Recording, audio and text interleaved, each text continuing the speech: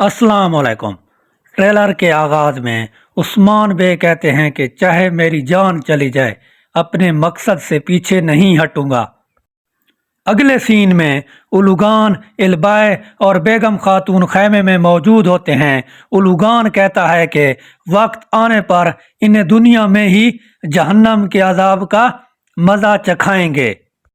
उससे अगले सीन में बाला खातून बाज़ंतीनी फौजियों के भेस में आती हैं और सोफिया पर हमला कर देती है और कहती है कि मुझे मेरी बेटी के पास ले जाओ, चलो। और ये सारा मंजर हलीमा देख रही होती है।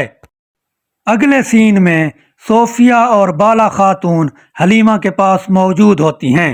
हलीमा कहती है, तुम क्या कहना चाहती हो? या फिर हलीमा मैं हूँ।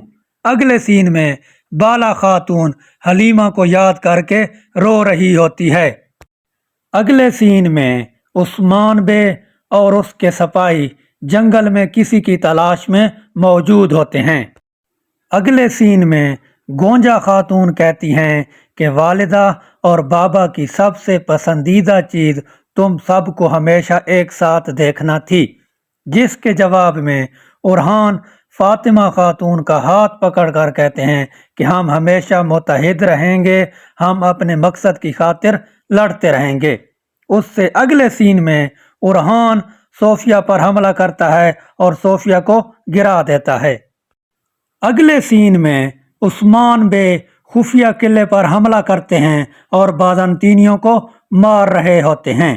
अगले सीन में बाला खातून और उस्मान बे एक दूसरे को देख लेते हैं और उस्मान बाला खातून को आज़ाद करा लेते हैं।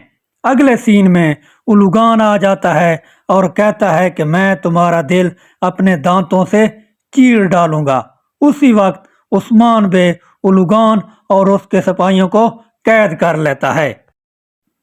अगले सीन में सोफिया हलीमा को लेकर भाग रही होती है और पीछे से आवाज देती है बाला, सोफिया।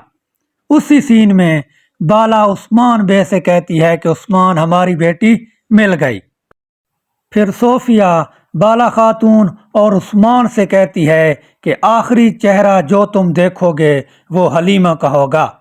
यहाँ पर ट्रेलर ख़त्म हो जाता है।